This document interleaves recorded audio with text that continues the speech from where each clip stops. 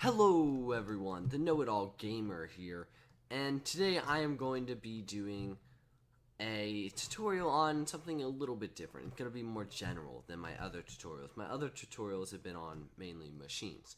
This is going to be pumping lava from the nether in general. It's going to be very simple. It'll help you understand it really well. And I'll tell you the materials you're going to need, okay? You're going to need a lot of iron tank walls, okay? Basically what this does, this stores the lava, because you don't want your lava to just constantly be coming like when you need it. It's just not good. You want storage, okay? And how you do that is you need iron tank walls, which you make in a rolling machine. And keep in mind, I am not going to tell you guys how the ingredients for these things, because of not enough items. You can easily look it up in the user interface. If you don't know that, then look at my tutorial on the user interface. But that being said, okay, the materials you need are iron tank walls, iron tank valves, and I'm gonna explain everything, okay? So iron tank walls, they're just the walls of the tank, right? Then there's the iron tank valves. That's where the liquid, and this can hold any liquid, but usually it's used for lava. That's where the liquid can be entered, where it can enter or exit, okay?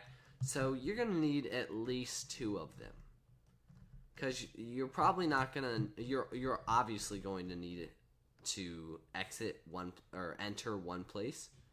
The top is really the best, and you're gonna need it to exit one place if you plan to use it. And you have to keep it on, and I'll show you the inside of it to let you know. So it's a completely hollow, okay? All you gotta do, like that. And then you have the iron tank valve, and I will show you how to do that soon. But what you need is fluid ducts. Fluid ducts are how you transfer fluid, okay?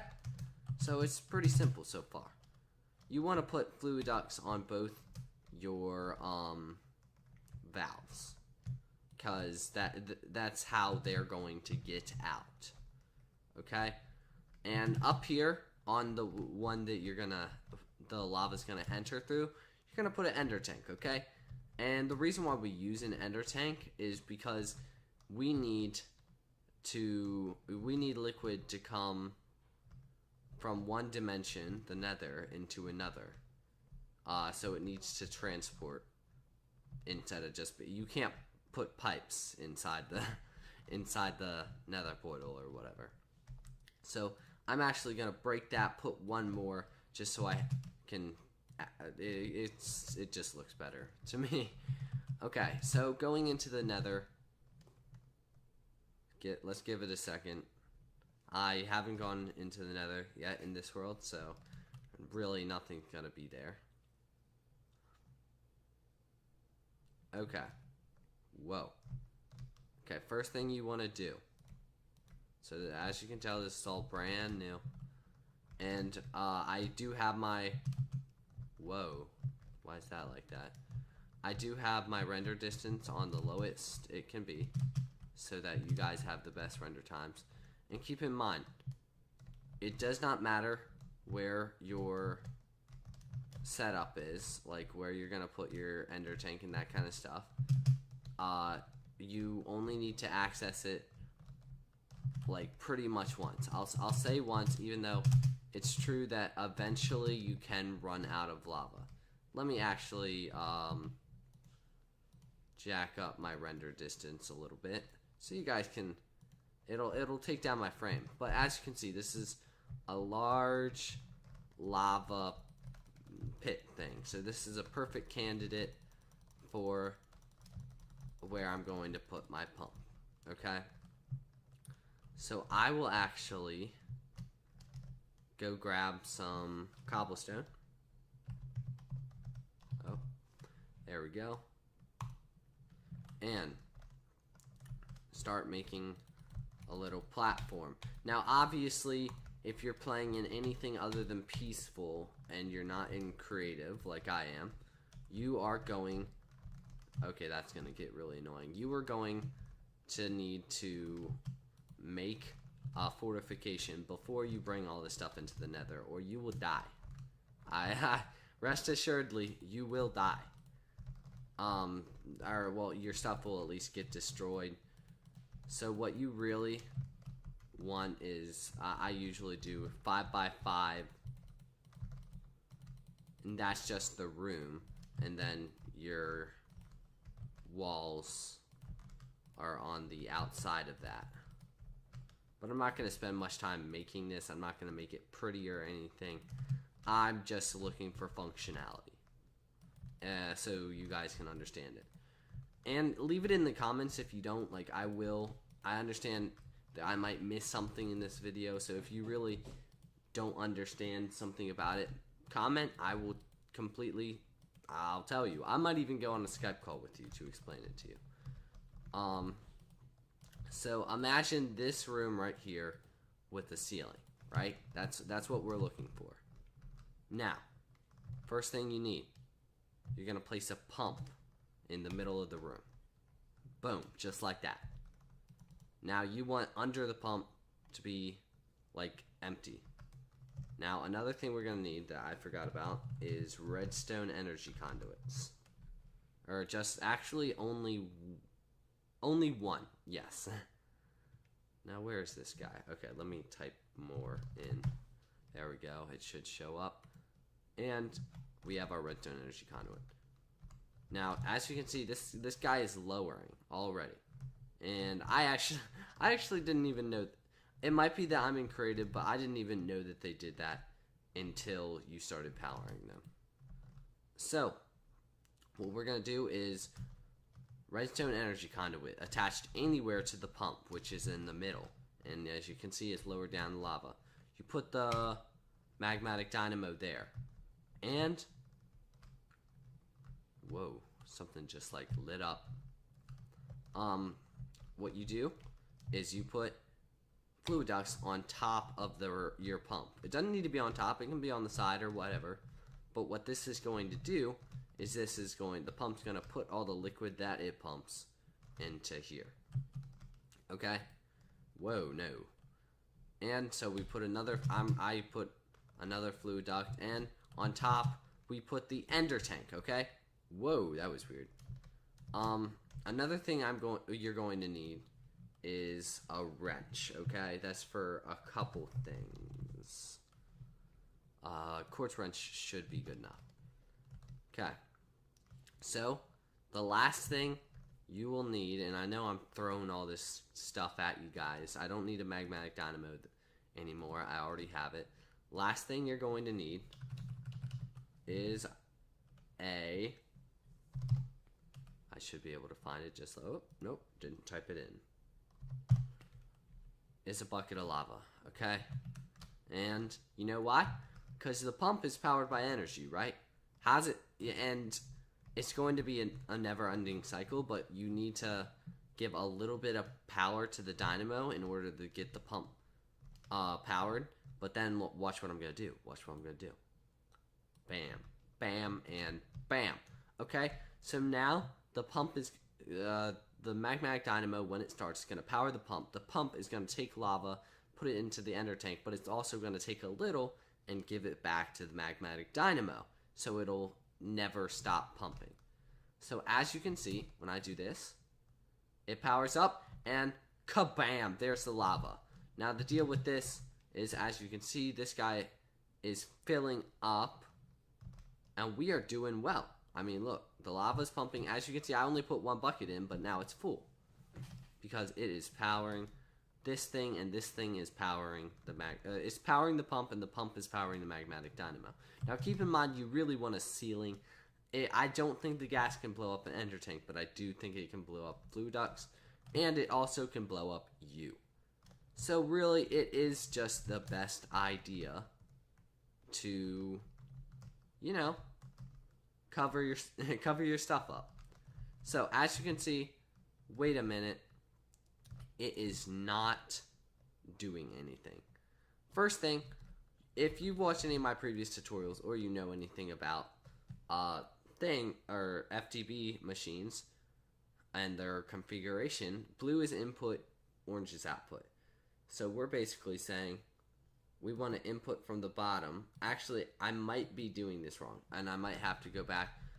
But we want input from the bottom, and we want it to output up there. We want it to output, like, you know, everywhere. Now, if I can find... Oh, no. I might actually be screwed, because I might have actually lost my ender portal. And that would be a good, quite a big problem. And oh, come on. I actually have no idea where I went because my render distance was on so low. So this is what I'm going to say. I will come back on, or, you know, I will come back on once I've found the ender portal and I'm back home. So, see you guys in a second. Okay, guys, so funny news. I never actually found my my nether portal back in the nether. So, as you can see, I had to make a new one right next to my pump, which also meant when I went back, I could not find my original base. So, I also had to make a new one. Now, something I forgot to tell you, and this is very important. When I told you to make this giant tank thing, I didn't tell you how big to make it, okay? Now, I don't even need to. If you scroll over the iron tank wall in your inventory, it'll tell you how big it can be. So, it can have heights between 4 and 8 and diameters between 3 and 9, okay? And so you can't have a diameter of 4. So, don't do it. So I'm going to have to set this back up. It'll be super easy. I actually need to get another ender tank real quick. This will be easy. Nope, there is a space. Yeah, okay. So and there we go, guys. You see that? Now, wait a minute. Our iron tank is not filling up, and that is because we need to flip this guy. It's kind of complicated. I'm not going to explain it, but as you can see, our iron tank is filling up of lava, and the funny thing is somewhere out there in this world there is another iron tank filling up with lava, which I do not know where it is, but I said it. Whoa, that was odd. So, as you can see, if I go back into the nether, this guy is pumping. Whoa. This guy is pumping. And, yeah, the ender tank is putting lava into the other ender tank. And this guy is filling up pretty nicely. So, this was complicated. I'll say that. It was complicated. And if you're not always going to be around here, you won't really need to, but say you go in the nether, it'll stop loading, so chunk loader, and I'm not even going to say that, because chunk loaders take diamonds, you don't want to use diamonds. So, guys, this was the Know-It-All Gamer. I hope you liked it, and it helped you. I'm pretty sure I might have missed a thing or two in the video. In this video, so if you are having any problems, leave it in the comments. Oh, before I end the video, there is something I have to finish with. Let me get myself a magmatic dynamo. And kabam. Whoa. No, not like that. Whoa, what did I tell you? Okay, I know what I have to do. I know what I have to do.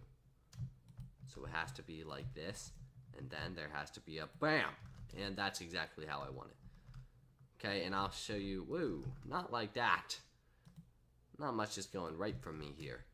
But I will get, how about an energy... Yeah, I'll get an energy cell, okay?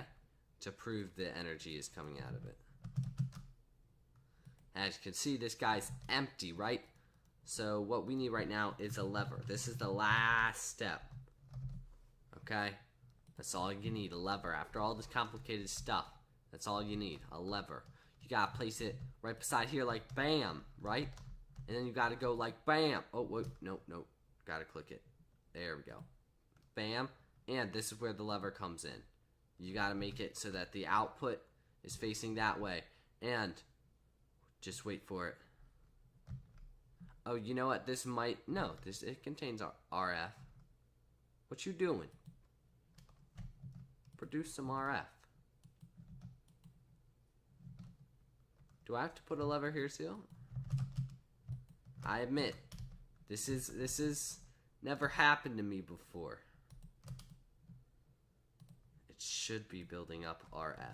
But here, I'll make sure it's working just by putting machine on top of it. I don't know what's glitchy about the energy cell, but if this builds up energy, that means it's working. Ah, and there we go. The pulverizer is charging. And this is exactly what you want. You can keep this guy running forever, and he'll just keep pumping out that energy.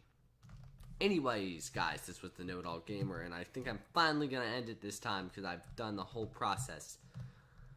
If you liked it, like, comment, subscribe. It really does help me out, and comment any of the problems you have. Okay? See you guys later.